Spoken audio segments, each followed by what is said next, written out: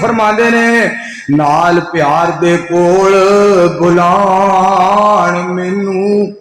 क़यामत दा नक्शा खिंचिया माशर दा मैदान माशर दा कि अल्लाह दे पाक पैगंबर अलैहिस्सलाम मैनू फरमाते ने मैनू यकीन है कि पाक पैगंबर अलैहिस्सलाम दी जात पाक दे बारे शेखपुरी साहब कह रहे हैं कि मैनू नबी अलैहिस्सलाम दे बारे यकीन है कि क़यामत वाले दिन ना जो हौज़े कौसर ते तशरीफ फरमा होणगे ना तो मैनू जरूर फरमाणगे मुहम्मद हुसैन